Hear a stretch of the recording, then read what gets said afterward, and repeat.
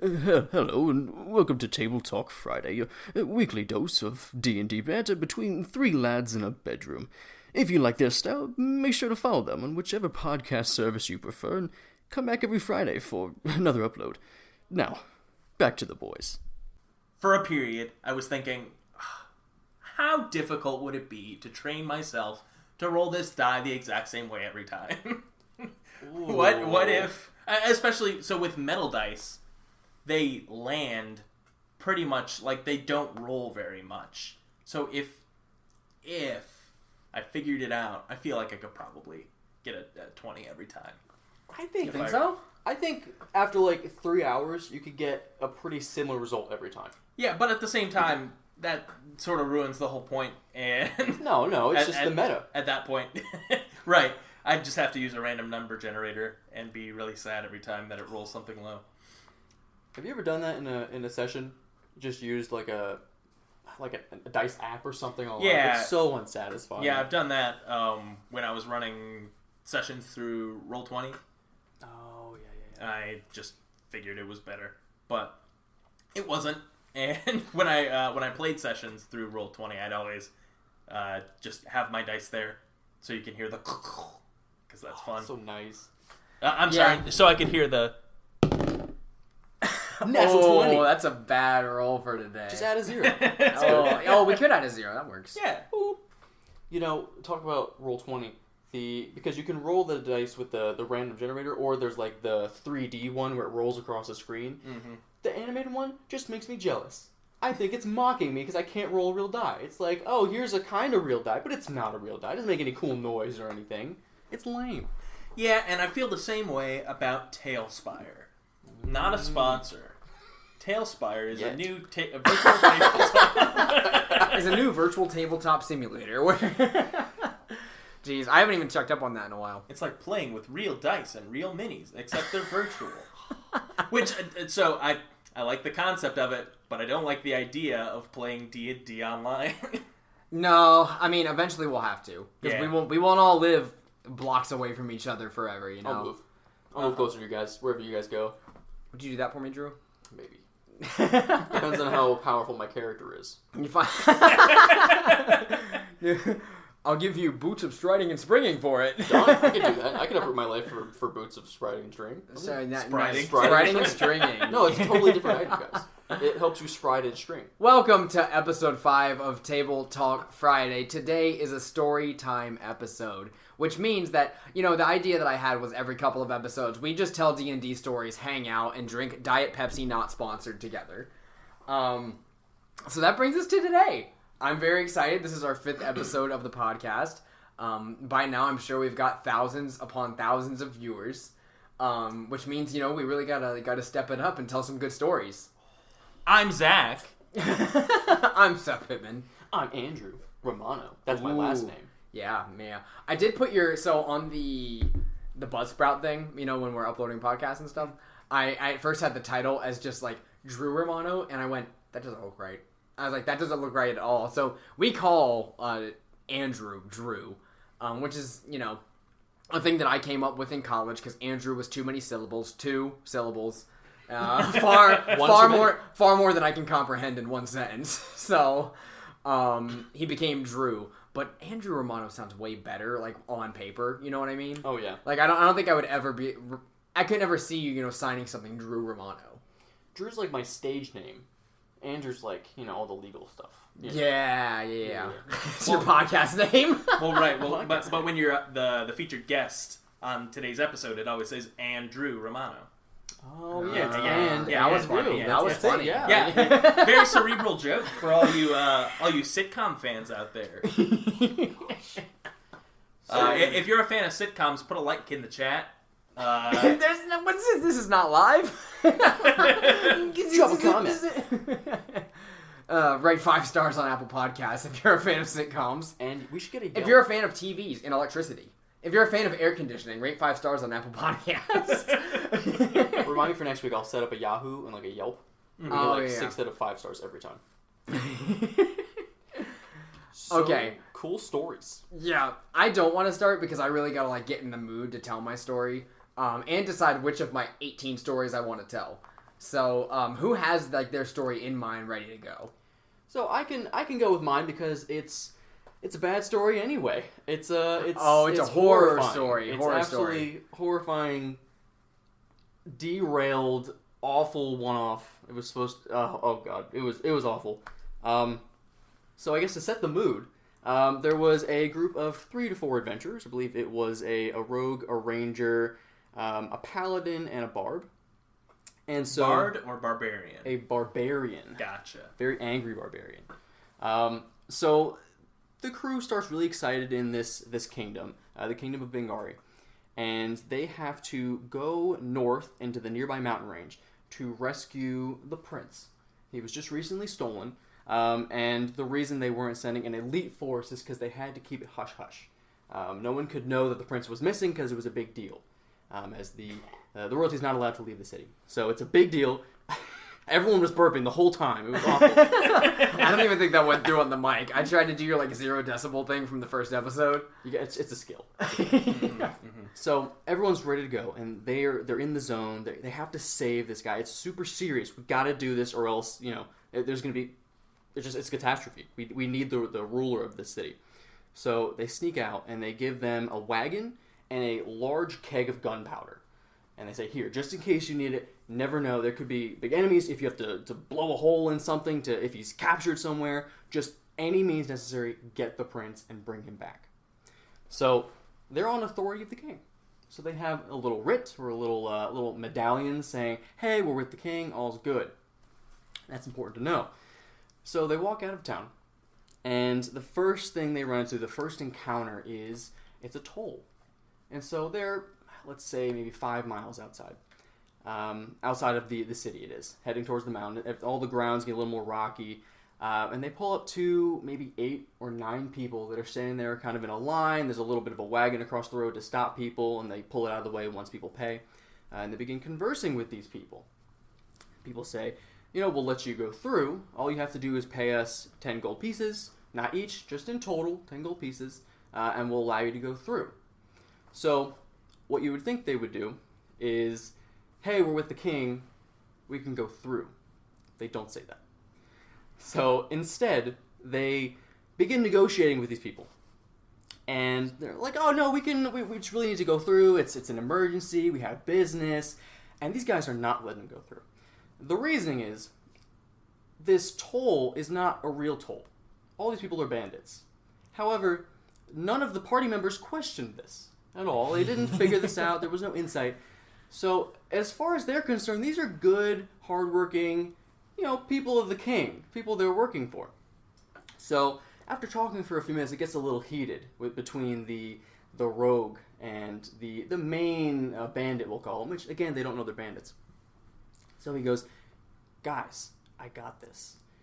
He then proceeds to ask me if he'll have sneak attack against the man in front of him, and lunges at the man in front of him, who, as far as he knows, is completely innocent. They begin slaughtering these people, because these bandits did not expect them to fight back, as no one has fought back yet. It's a big fight. They kill everyone. All of the bandits. Every single one of them. Did not run by or anything. No urgency in this. And of course, they're talking about it and they're arguing, we shouldn't have fought him, or we should have fought him, we should have done this, should have done that. And this is where it gets interesting. The rogue, the Black Dragon-born rogue, decides that he's had a hard day and he's famished. So he just killed 9 bandits. Yeah, it's a lot of work. He lost some hit points, he was right in the front. And he walks up to one of the bodies and begins chewing on his shoulder. And so everyone is in silence at this point, as their friendly rogue that's been very nice this whole time just attacked and murdered these men and is beginning to eat them. To eat the men they just killed. So they tell him to stop. So of course he agrees. So what does he do? He tears the arm off of the corpse, gets back into the wagon, and says, let's proceed. After that, it all went downhill. They never found the prince. The prince did not get saved. He ate the entire arm, and multiple people died. It was, But did he die? He didn't. No, he didn't. Why would he? He had to eat his friends. He's famished. He just watched all of them die. He went to prison. So there's that. Okay. Yeah, it was it was great. Don't let your party members be cannibals. Or make sure there's consequences to cannibal players. I guess that's the ultimate lesson. You never know when you're going to get a player like that, though. I mean, sometimes someone who's coming into your game, you could have an acquaintance that's coming in to play in your game for the first time, and you hop in and you sit down and they go, I want to do this horrible act against humanity because I can't do it in real life type deal. You know what I mean? And it's like, oh, that's not something we do around here. That's literally why I set table rules every time I have strangers play with me. Because I'm like, okay, here's my table rule. As a DM, I'm not comfortable with these things. They will not happen. I never thought I needed to warn the players against cannibalism. No. Like, there's other things you might talk about, like, hey guys, this is kind of touchy area, or like we don't do politics, things like that. I didn't think, hey guys, don't eat each other. Like, that didn't come up. Yeah. So from now on, I always say don't eat each other before I start a session. So I forgot to tell you guys not to eat each other. In Salt Marsh, you're gonna eat each other. After we've been swimming in this ocean for so long, we're nice and salty. We're like all seasoned up, ready to go. Yeah, Uncle Sam's looking pretty tasty. I'm famished. That Elijah fellow looks mighty hungry. So, as far as stories go, you guys got any good ones? Yeah, Go ahead. I'll go ahead and since we're going counterclockwise, in this seating arrangement that you all can see, so to set the scene, this is our Seth and I. This is our first campaign that we've ever played. This is a fun story that I like to call The Gang Hits the Big City. Oh my gosh, yes. So, we had just gotten our asses handed to us by, we just went to this cave, or rather it was a castle, fairly cave-like. It was full of goblins, bugbears, hobgoblins, and they were holed up in this castle. We just raided the place, ran in, managed to get to the perfect right spot, and if you've played Phandelver, you know, Lost Mines of Phandelver, this is not a place that you want to be at level 3. But we were, because our DM let us. So we went here, we went to the exact right room by some magical stroke of luck. We fought the big bad guy, and I think we beat him too. We weren't able to beat the other monsters in the area though, and we needed to get out of there. So we grabbed the map. Did we manage to get Gundren? Yeah, I think one of us picked up Gundren and like ran him out. Yeah, so because I remember taking him back to Phandalin. Yeah. So we grabbed our dwarf friend that we came here to get. We pick him up. We run as fast as we can, and we hightail it out of there. Now, the fun thing about Lanky Eric is he does not let you get away. So we ran, and for a second, we look back over our shoulder. We're panting and, huffing and puffing. And then we see, we lost him. Perfect. He describes, you walk for maybe 10 minutes before you hear the of a dire wolf running after you, and this whole hobgoblin war band that chases after us. So anyway, we get into this big fight. It's nearly a TPK, but then our DM throws us a bone and has one of the players that couldn't be there that day. He has their character come out of the woods and just throw a firebolt, saving the day at the last second. Very dramatic stuff, and great session of D&D. So anyway, the party is famished, to take a word from Drew. We're tired. We're done with this shit. And we want to have some fun. So we take the dwarf back to Phandalin, and Lanky Eric suggests, hey, you guys could go to Neverwinter. And we're like, Neverwinter, what's that like? And our Lanky Eric, our DM, he says, yeah, it's kind of like New York, but in fantasy. It's fantasy New York, exactly. Yeah, so we begrudgingly agree. Just kidding. We really wanted to go to Fantasy New York. Well, we wanted to play as much D&D as possible at this time. Like, this was the period where it was like, okay, we have 2 free days this weekend, and both of these nights in a row, we're playing D&D. You know, we had just started to get into the game. Mm-hmm.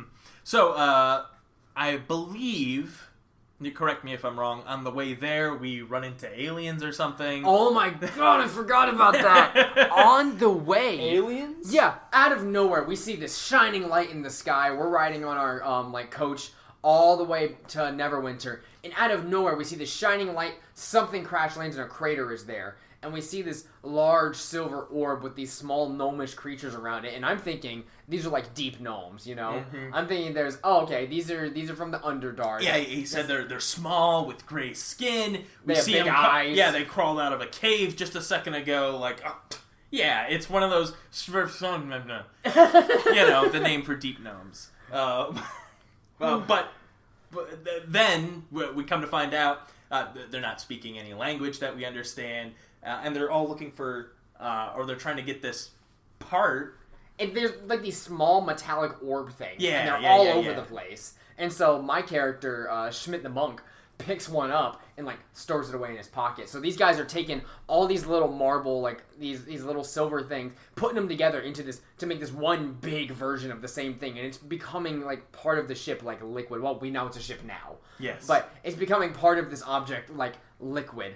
And so I've got one, so I'll find out what this does later. Let's get out of here. And then Lanky Eric has one of them chasing after us, going, me, and he's like on top of Schmidt. He's not hitting Schmidt. All he's doing is like patting at his clothing. And now Lanky Eric in person is on me, patting me like he's this small gray thing.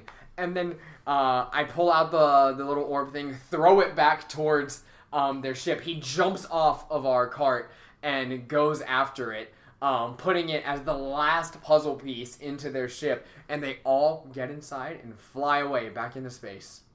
And then, after, I believe that was the end of that session, actually. Yeah, that was a whole session. Yeah, and then we went to the cafeteria.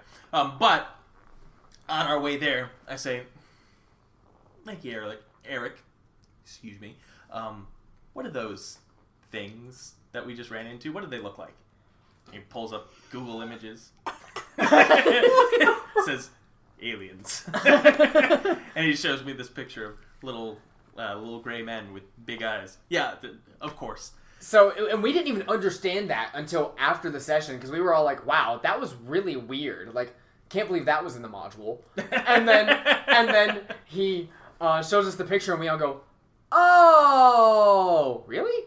Uh-huh. You know, like, I was disappointed when he showed us the picture. Yeah, me too. Well, I'd figured it out by the time that it actually happened. I absolutely did not until I saw the picture. I just wanted to hear him say it. But yeah, anyway, that's getting sidetracked. Along the way on our journey, so our horses, first of all, were stolen, so we had to get a new horse to draw our cart. Yes. So a ranger, Quinn Artman, maybe you've heard of him. No, that was his catchphrase. Yeah, Quinn Artman, maybe you've heard of me. He went looking in the middle of the woods for some wild horses. I rolled really well on survival, so I find one. I lure it in with an apple that I'd found, and I just lure it away from the other wild horses, and it just sort of starts following us. So anyway, we take hours, honestly. I'm wasting everyone's time with this wild horse that I want. It was fun. Yeah, but so I keep making rolls, and Lanky Eric is having me describe exactly what I do to win over this horse. I don't have any spells that would help, like animal friendship or anything. I just really want to do this for me. So, so I get the horse to follow us, and I get it to, I believe at that point, I'd even gotten it to, like, agree to walk with our other horses, that I believe we rented from Fandolin. Like, we had to get actual horses. But anyway, so we see these aliens, we shrug, and continue on the road to Neverwinter. We finally get there. The gang hits the big city. So we go into town. We had a few loose ends to tie up while we were there. We wanted to speak to the Lord's Alliance and get a reward for something that we'd done earlier. I believe we had a contact at the Order of the Gauntlet that we needed to speak with. But at that point, we're done. There's nothing for us to do. So we hit up a magic item shop owned by, was it Schmeckles? Yes, his name was Schmeckles. Yes, Schmeckles, the gnome artificer. And then, well, it's getting late. What does the party want to do? So, me, of course, I left my horse outside all day. Out of the city walls. I needed to make sure that she didn't run away. I should mention the horse's name, Artman, after me. Quinn Artman. Maybe you've heard of him. Yes, maybe you've heard of him. So I say, guys, this sounds like so much fun to go gambling with you, as that's what the party decided we wanted to do. But I really have to go gamble with something more important. My friendship with this horse. So, I rather than having maybe the best session of D&D that I could have, and going in to this, it was a nightclub, the Ivory Tower, that Lanky Eric had designed. It was well thought out, tons of fun stuff to do in there, and I said, no, I want to roll animal handling. For 2 hours. Yeah, and so that's what I did. So I went outside, I rolled animal handling, and while the party was having fun, I did tame that horse. And then I carved, I believe. I whittled a stick into like a tiny miniature horse and was like, hey, you got a friend. Anyway, so the real interesting part of this story, though, is when the gang goes into the Ivory Tower. So Schmidt, the dwarven monk, Snagglepuss, the gnome wizard, and was it Malachar at the time? It was Malachar, yeah. Yes, Malachar. Malachar, the human. I believe he was he a human wizard? Yeah, necromancer. Human necromancer. That's what it was. Jeez, and yeah, we went to the Ivory Tower to gamble. Was Schmeckles with us? Schmeckles did not come with. Snagglepuss definitely came with. Yeah, Snagglepuss was there though. So the three of us go to the Ivory Tower to gamble and have, a nice night of shenanigans. It was very nice. We go and Lanky Eric actually had some gambling games ready for us. So he pulled out. Didn't he pull out real cards? Yeah, he had like poker and blackjack that he was ready to play. But then he also had 1e20. Yeah, 1e20 is very fun. It's basically blackjack with dice, correct? Yeah. Yeah. So basically, blackjack with dice. You're aiming for 20. Correct. You're trying to get as close to 20 as possible. Yeah. And you can bust and go over. You can go below. Basically the same rules as blackjack, but 1e20. So we played that for a bit. Made like a couple of gold, not very much at all. Yeah. Lanky Eric would not let you just say, "Yeah, I'll roll with my skill with gaming tools. Tell me how I did, and then move on." No, we are going. If you are gonna gamble, you're gonna gamble, and it's gonna take forever. Yes. And we are going to gamble for this entire session. I kind of understand that too, honestly, because he didn't have a lot prepared for that session, you know? He was just like, oh, my players want to play D&D, I guess I have to do something. Yeah. And so we go out and do this, and eventually we want to see the other floors of this casino nightclub place. So, the next floor up, I believe, was just mostly a bar. Or whatever, there's a whole little bar up here. It's a nice area, and then there's a third story. And my character at this point has gotten quite blasted. So it's time to visit the third story that no one ever speaks about. What happens on the third story of the Ivory Tower stays on the third story of the Ivory Tower. And so Schmidt's blasted, and Malakar's following him around to make sure he doesn't die. Because I believe Malachar wasn't drinking or something like that. Yeah, no, he was too edgy for that. Yeah, he was too edgy to drink. Schmidt was not, though, because he was a righteous monk and deserved his alcohol. Of course. And so he made it to the third floor of the Ivory Tower. To which, do you remember the individuals that were running the third floor? I believe they were tieflings. the entire place run by tieflings. Okay. But the bouncers were Goliaths. Okay, so there's the Goliath bouncers and then the tiefling women who are running this third-story establishment. Yeah, some men too. Yeah, were there men up there? I believe it was a man that. But we'll get into that in a moment. I remember that. You remember this story way better than I do. Foreshadowing. Yeah, it's almost like I brought it up. Yeah, no, I mean that's fair, but I feel like I should tell my leg of the story with my character. Of course. So, Schmidt makes his way to this third story, and this very beguiling gentleman reaches the front, and Schmidt, he's a good little boy. He's never seen things like this. Zach, if you'll go into a little more detail, I don't remember all of them. Right. So Schmidt appears in this top story. He pulls open the red velvet drapes, and there's just like sensual tapestries and like mosaics on the walls, and just there's a ton of people dressed like Jeff Goldblum from that one scene in Jurassic Park. and there's just in various states of being undressed, and Schmidt walks in, and of course he's role playing that he's drunk, which is why he's showed up here in the first place. He's not interested in getting down. No, not at all. Getting down. Yeah, Schmidt was a virgin. of course. No. Yeah, well, he was like 20 something. Yeah, in dwarf years. In dwarf years, so really, yeah. he was a child. Yeah. Anyway, so he comes into this room. I think Malachar came with and didn't contribute. He just watched. Yeah. He did not want to be a part of it. Yeah, but he did want to make sure that you didn't do anything that you didn't want to do. Yes, of course. But of course, I'm doing my part in role playing Schmidt. Yeah. And that I am all in for whatever this man tells me to do.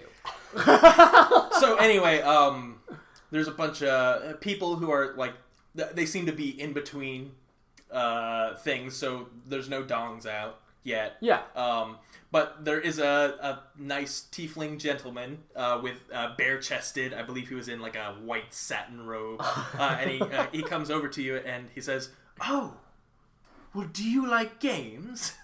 And to which I just played a lot of games downstairs. I like games. Of course. Well, you're a fine specimen. Do you like role playing? I do like role playing. I happen to be role playing right now. And then he reaches into his velvety robe and pulls out a card, and he says, "Okay, well, you'll be John the Farmer." And he hands you the the card, and I believe Lanky Eric at this point also like puts his arms around you. Yeah, no, he was definitely playing this gentleman up a lot. He like literally started massaging my shoulders at this point. Like it was good. He was playing this guy very well. So anyway, that's when we all got uncomfy. And then, do you recall what you did to de-escalate? Because I remember it clear as day. I remember I went into the room. Yes. Correct? Mm-hmm. And he handed me a die, and I was at a table with other people, correct? Yeah, so he brought you You've over got to the the table. details, go ahead. Yeah, so he brings you over to this table. Everyone's like, all right, let's get started. They shut the door behind them. They lock it. And then you realize, oh, I see what this is.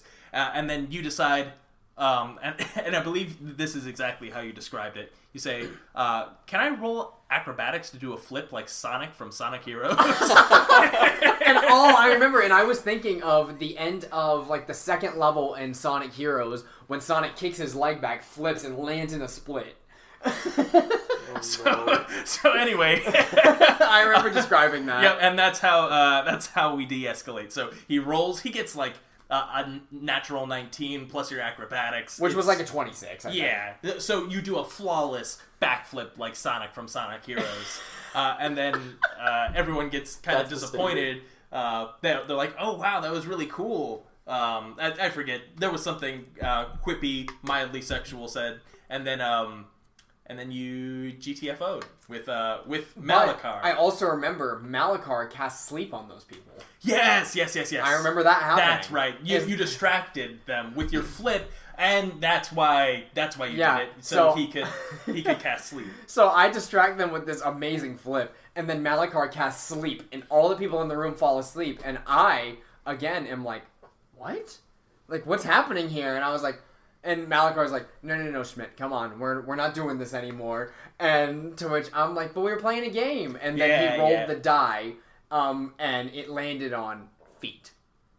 Oh no! And that's when Schmidt's like, oh, we're out of here. That's right. So that's whenever Eric was always like, oh yeah, Schmidt was Jarn the farmer, and he likes feet, and that was like a meme, like a joke throughout our entire college experience. Oh, right. Remember? Forgot about that. Yeah, he was always like, yep, and he likes feet, and I was like, no, just Jarn the farmer. We don't have to go with that. We don't have to get there.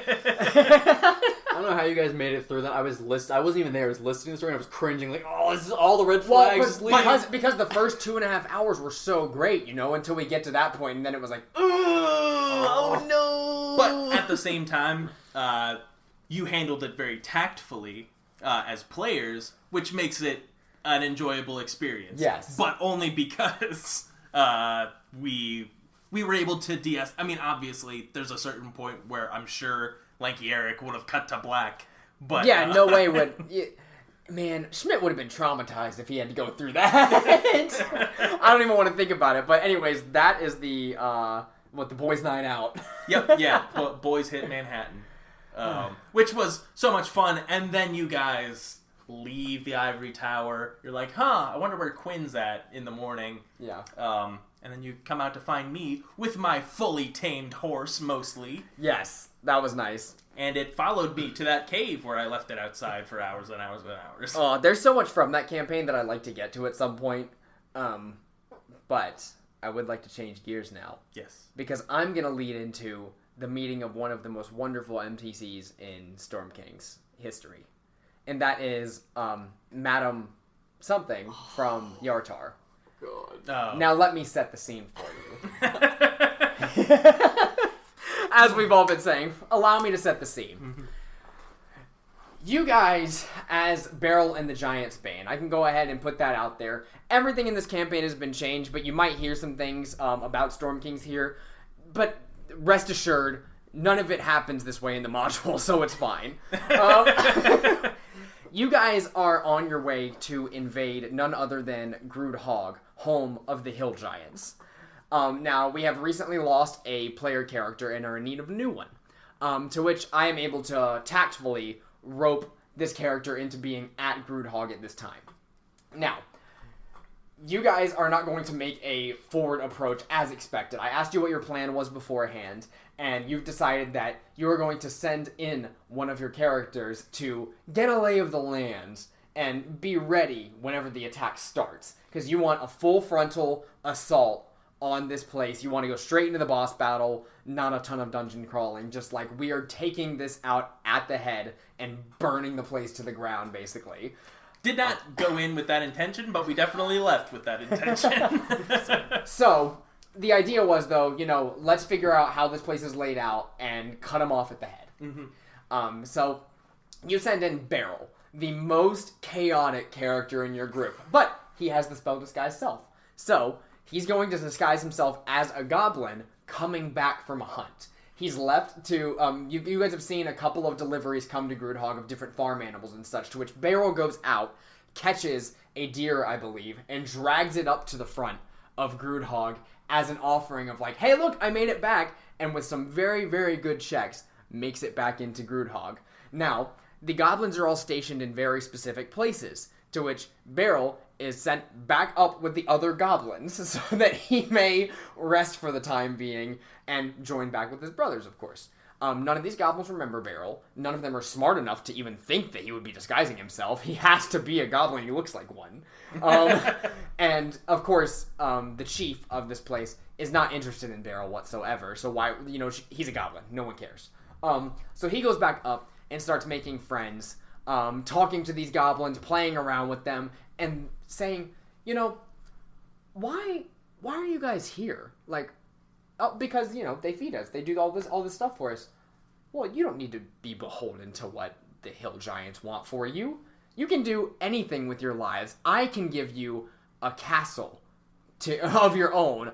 I will get you guys a castle, to which all the goblins are like, really? A castle for us?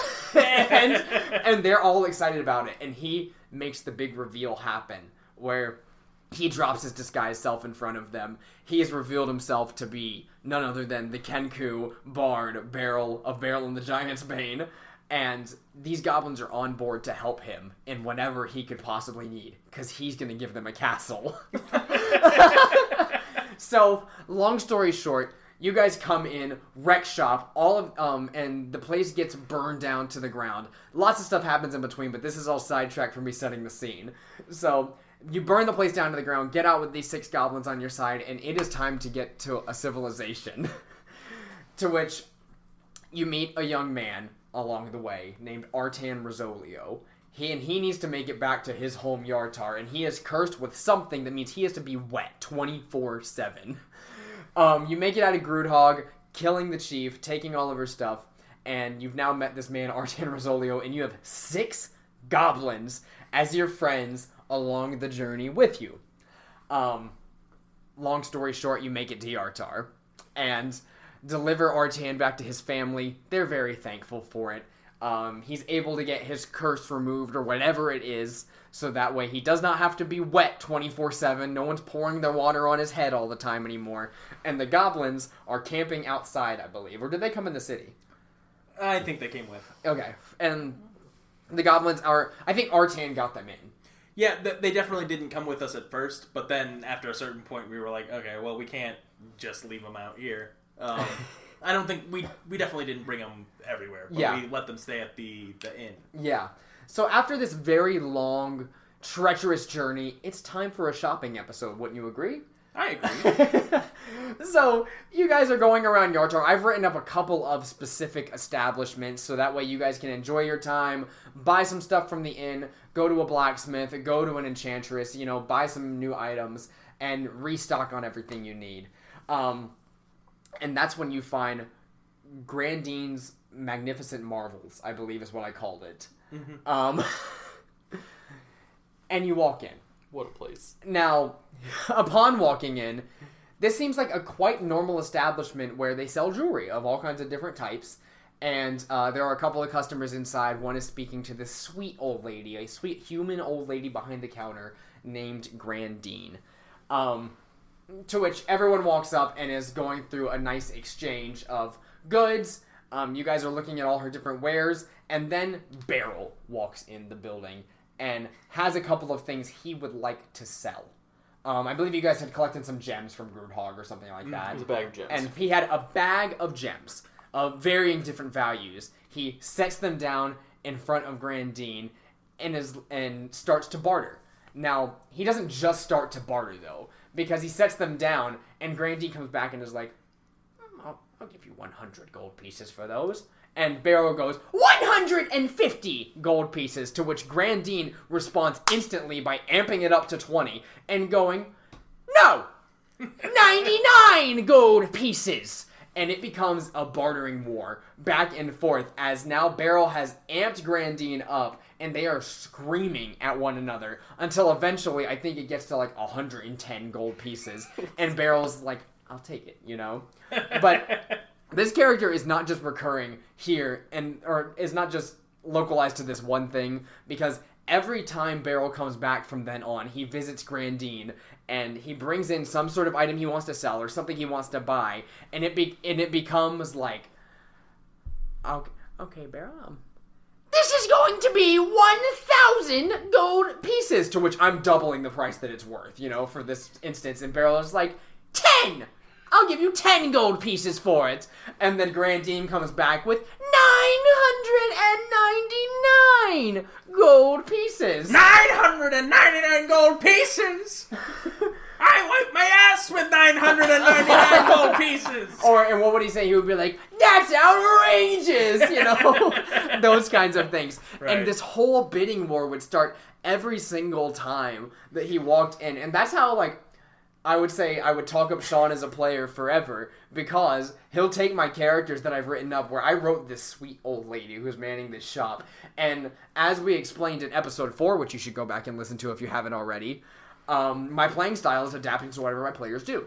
And so Sean comes in and starts yelling at this old woman. Well, she's not going to take that. She comes back if Sean came at her with 120%, she's coming back with 125%. And if he comes back with 130, it's 140, you know?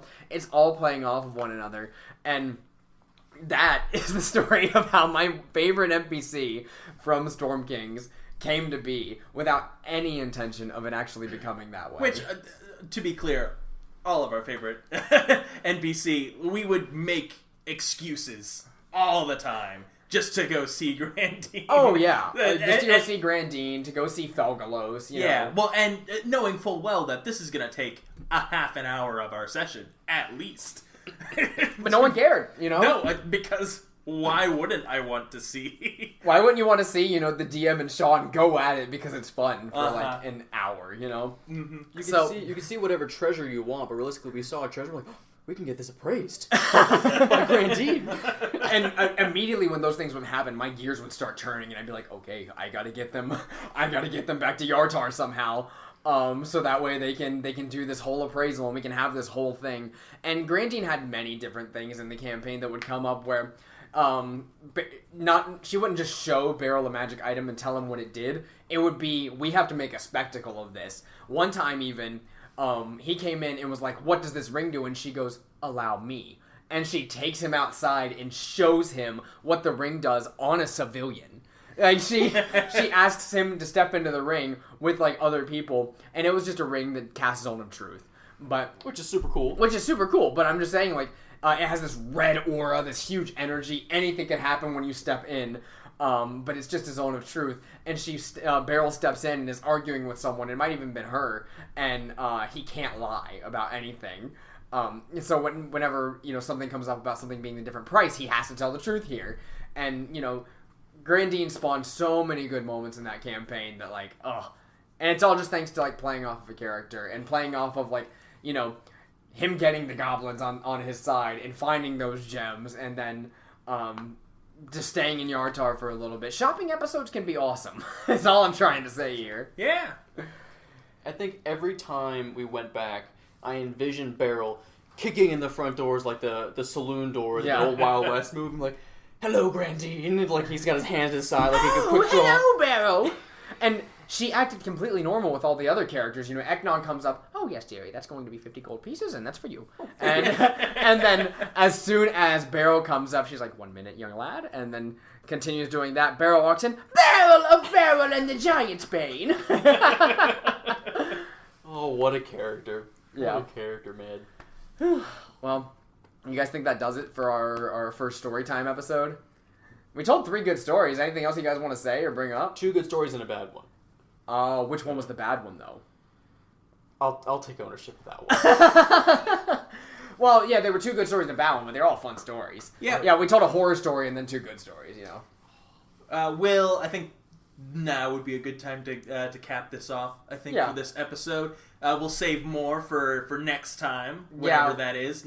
Another story time. I think like every 5 episodes is good for a story time thing. Well, you know, patent pending on that, but no, we're actually beholden to that. Every 5 episodes, we can't decide we want to tell stories today. We have to wait 5 episodes. Did you say beholden? Like beholder? Oh, tune in next story time for a beholder story. I would love to tell that story. I would love to tell that story, too. I should have told that story this time. No, we'll do that in episode 10. Okay, guys. Tell that story. So, this has been Table Talk Friday. Please come back every Friday. Follow us on whatever podcast service you prefer. Follow us on Apple Podcasts. Rate us 5 stars. Give us a review, but it has to be a 5-star review. If it's any less than that, just don't even bother, you know? We'll tell Grandine. We'll tell Grandine, and she will show up to appraise your gems.